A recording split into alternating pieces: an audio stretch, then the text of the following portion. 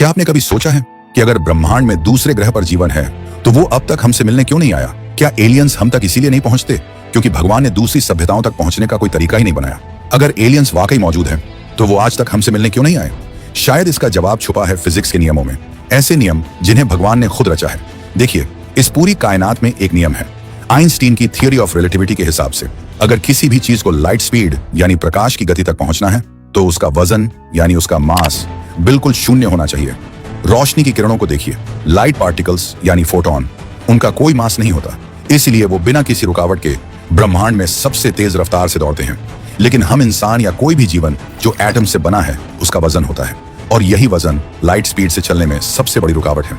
हर atom का अपना वजन होता है, चाहे वो इंसान हो, एलियंस हो या कोई भी सभ्यता। अगर कोई वजनदार चीज लाइट की स्पीड के करीब पहुंचने की कोशिश करती है तो उसका मास अनंत इन्फिनिट होने लगता है और उसे चलने के लिए एनर्जी अनंत ऊर्जा चाहिए, जो इस ब्रह्मांड में मिलना नामुमकिन है। तो भले ही एलियंस कितने भी एडवांस क्यों ना हो, जब तक वो फिजिक्स के इस फंडामेंटल रूल को तोड़ नहीं सकते तब तक लाइट की स्पीड से हम तक पहुंचना उनके लिए भी शायद एक सपना ही रहेगा। शायद भगवान ने ही ये नियम बनाए हैं ताकि अलग अलग सभ्यताएं एक दूसरे से दूर बनी रहें। तो अगली बार जब आप आसमान की तरफ देखेंगे तो सोचिएगा, शायद वो एलियंस भी हमें देख रहे हों, लेकिन कभी हम तक नहीं पहुंच पाएंगे। भगवान ने हम सबको अपनी अपनी दुनिया में ही रहने का इंतजाम किया है फिजिक्स के नियमों के जरिए। आपको क्या लगता है इस बारे में? क्या एलियंस सच में लाइट स्पीड से ट्रैवल कर सकते हैं? नीचे कमेंट्स में मुझे बताएं।